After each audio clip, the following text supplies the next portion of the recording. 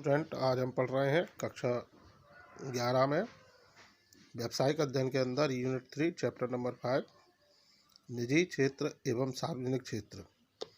और हमारा आज का टॉपिक है निजी क्षेत्र का अर्थ और उसके महत्व। तो हम स्टार्ट करते हैं निजी क्षेत्र के अर्थ से। निजी क्षेत्र में वह व्यवसाय सम्मिलित होते हैं जिनका स्वामित्व व्यक्तियों या व्यक्तियों के समूहों के पास होता है। इनमें पूंजी अथवा नियंत्रण में सरकार की कोई भागीदारी नहीं होती।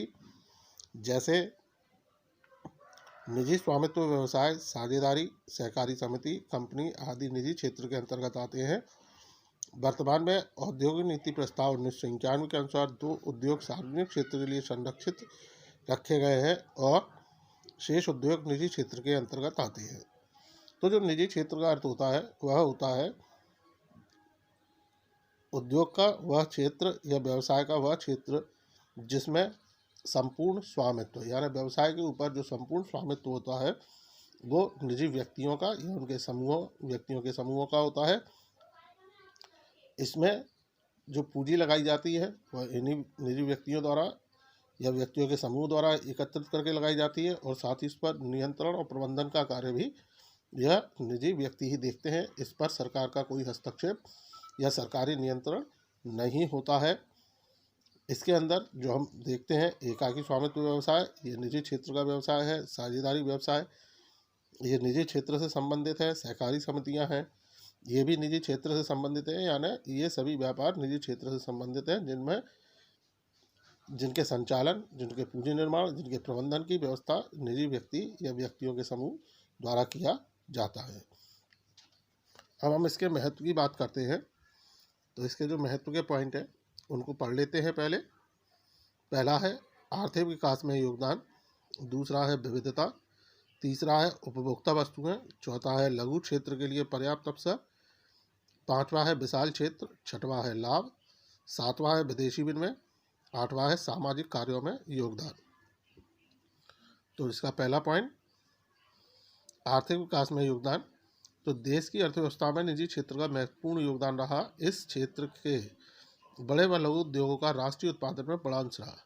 तो जो देश का आर्थिक विकास है, आर्थिक विकास के दृष्टिकोण से अगर देखा जाए तो जो निजी क्षेत्र है वह देश के आर्थिक विकास के लिए अग्रणी रहे, यानी उन्होंने अपना महत्वपूर्ण योगदान दिया। चाहे ये निजी क्षेत्र के व्यवसाय लघु स्तर के हो या बड़े स्तर के, इनके ही द्वारा या इनके द्वारा व्यवसाय करने से जो राष्ट्रीय आय में भी वृद्धि हुई और किसी भी देश की राष्ट्रीय आय में वृद्धि होना उस देश के आर्थिक विकास का सूचक होती है।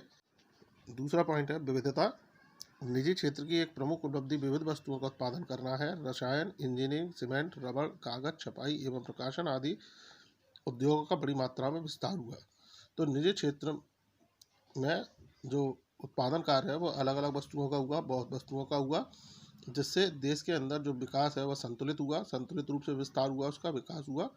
जैसे सीमेंट उद्योग हुए, रासायनिक उद्योग हुए, रबड़ उद्योग हुए, कागज उद्योग हुए। तो इस तरह से जब सभी क्षेत्रों में या अपन ये कहें कि अर्थव्यवस्था के अंदर अलग अलग वस्तुओं का उत्पादन हुआ तो जो देश है उसका चहुमुखी चारों ओर से उसका भी विकास होने लगा।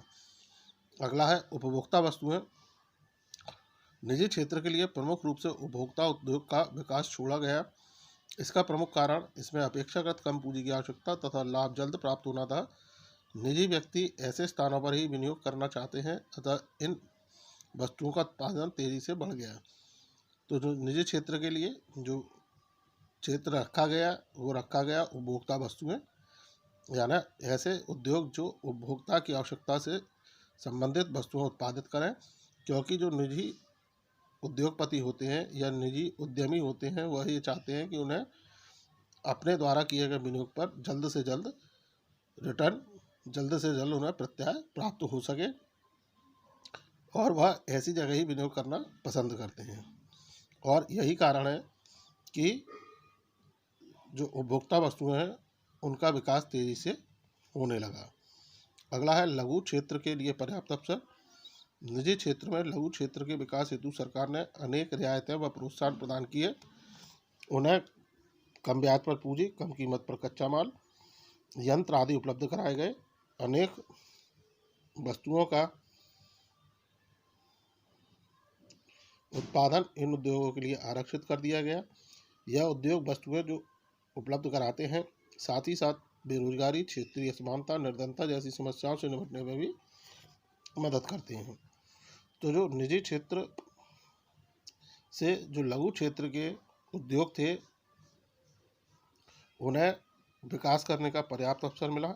इसके लिए सरकार ने जो लघु क्षेत्र के उद्योग थे उन्हें रियायतें दी, उनको प्रोत्साहन देने के लिए कम ब्याज पर पूंजी उपलब्ध कराई, उन्हें कच्चा माल उपलब्ध कराया, मशीनें उपलब्ध कराई, जिससे कम कीमत पर, जिससे ये जो लघु उद्योग थे वो कम कीमत पर कच्चा माल कम कीमत पर और अच्छी वस्तुएं उपलब्ध कराते हैं।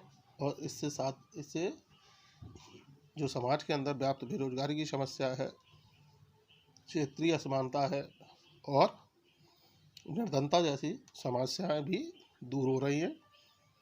अगला है विशाल क्षेत्र। भारत में निजी क्षेत्र अत्यधिक विस्तृत है। बड़े उद्योग, लघु एवं कुटीर उद्योग, व्यापार एवं वाणिज्य उद्योग, होटल, रेस्टोरेंट आदि निजी क्षेत्र द्वारा संचालित किए जाते हैं। कृषि व्यवसाय तो लगभग पूरी तरह ही निजी क्षेत्र के अंतर्गत आता है। विनिर्माण उद्योग में निजी क्षेत्र का योगदान है। एक अनुमान के अनुसार देश की लगभग 95% कार्यशील जनसंख्या निजी क्षेत्र में लगी हुई है। यानी जो निजी क्षेत्र है, भारत के अंदर जो निजी क्षेत्र है वो बहुत विस्तृत है, विशाल है। इसमें अगर हम देखें तो जो भारत की कुल कार्यशील जनसंख्या है उसका 95% जनसंख्या निजी क्षेत्र में ही कार्यरत है, निजी क्षेत्र में ही लगी हुई है। आज हम देखते हैं, चाहे वो बड़े उद्योग हो, छोटे उद्योग हो, व्यापार हो, वाणिज्य हो, होटल हो, रेस्टोरेंट हो, ये सभी चीज़ें निजी क्षेत्र से ही संबंधित हैं या निजी क्षेत्र में